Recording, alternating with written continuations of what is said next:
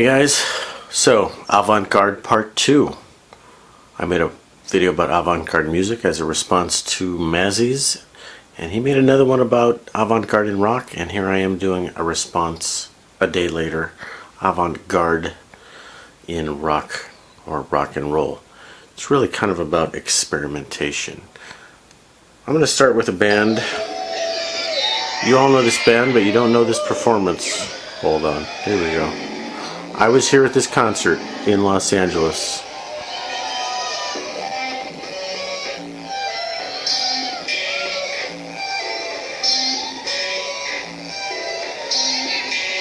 It's kind of bright in here.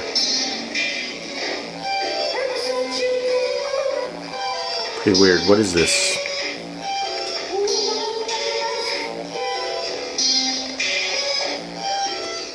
That is Devo. 2014. The Hardcore Tour. So let's look at the Hardcore records. Hardcore.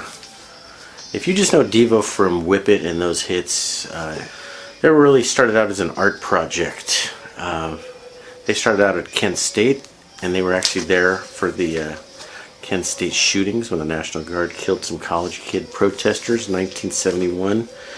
The guys in Devo knew those people, and they were kind of shocked into starting the band. So these records, Hardcore, the Hardcore basement tapes, if you will, these were the 4-track demos that Devo made back in the mid-70s. And you won't recognize these tunes if you're a casual Devo fan. Boogie Boy's Funeral is the preview to what we just saw, with Mark Mothersbaugh dressed up in the pink suit and the Boogie Boy mask. What other tunes are on here? This is called You Got Me Bugged that we were just hearing. Anyway, I'm not going to go into all those tunes, but Hardcore Devo for the hardcore fan. Great photography. And then they did Hardcore Live. So there's a sort of weird, the original Devo is much weirder than the so-called new wave dance band, synth band that you might know from the 80s. So definitely on the cutting edge. Okay, what else have we got here?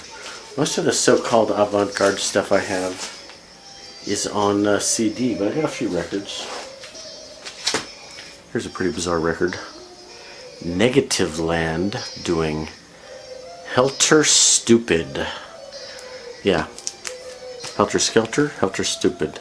This is a sound collage of media and sound and spoken word, and it's very grating and abrasive and hard to listen to.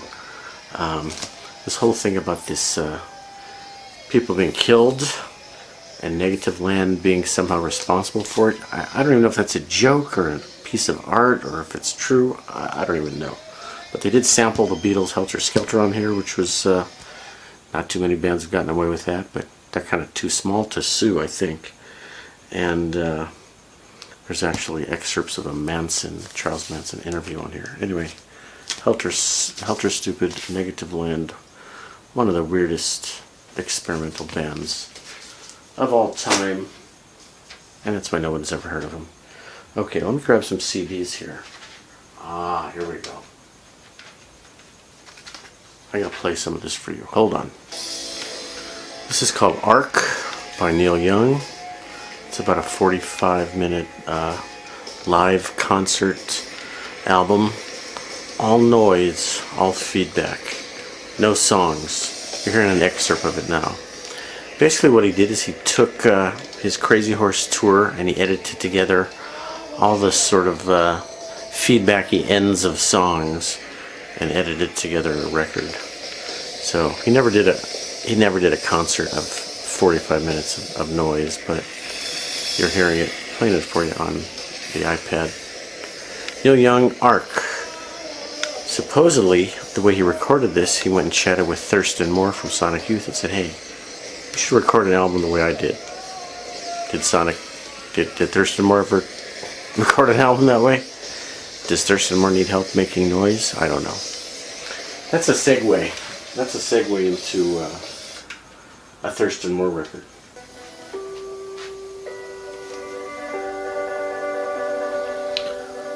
Thurston Moore and Nels Cline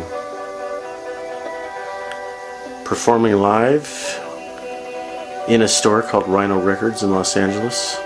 And they made a record called In Store. I'm going to keep this playing so you can hear it.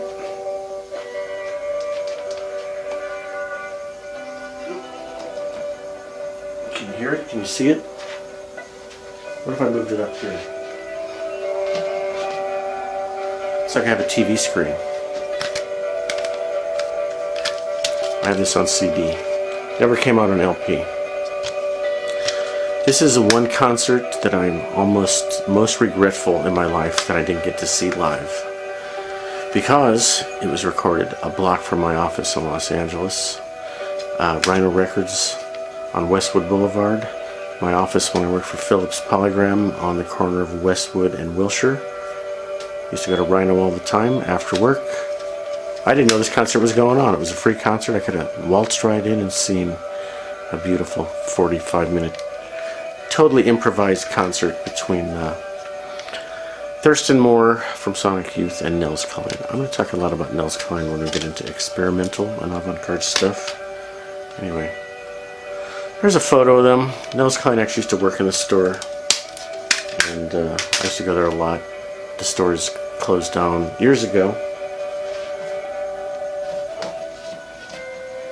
But unlike a lot of noisy records, this one is actually very calming and soothing, at least the first part. Part 2 gets a little noisy. It's actually 4 parts, but you can watch this on YouTube, or you can buy the CD. Nels Cline, Thurston Moore. Maybe we should just let that keep running because it's so nice. What do you think? Oh, put it up here. Watch it. Don't move. Speaking of Nels Cline in concert, I did get to see him at another really interesting concert. Nels Cline and Greg Bendian performing an entire John Coltrane album, beginning to end, just 2 instruments, drums and guitar. They performed John Coltrane's Interstellar Space, which is a pretty out there Coltrane album. So this is a recording of that, but I saw it live in LA at this special music festival. There's a little architectural house in sort of, I guess it's Santa Monica, West Hollywood, called the Schindler House. It's basically a house, and they play in the backyard. And they host some concerts and different art events there. So I got to see this performed under the stars one night. Amazing show. My brother's apartment was down the block. He heard it. He's like, what's going on over there? What's all that noise? It's not noise. It's music. I've got the original clipping from probably the LA Weekly or something like that. Okay, that same music festival, the next night, maybe the night before, back at the Schindler House, I saw electronic musician Carl Stone. Picked up this CD there. Carl Stone, electronic sounds, edits together weird stuff. Can't explain it, you gotta hear it. But he just sits down with his laptop, presses buttons, and amazing hour of music. This really belongs in the electronic avant-garde, not the rock and roll avant-garde. But I'm segueing here. Okay, what else do we have here? I got all the. I did a video a while ago about this sort of industrial noise bands. Throbbing Gristle. That's the TG, Throbbing Gristle CD1.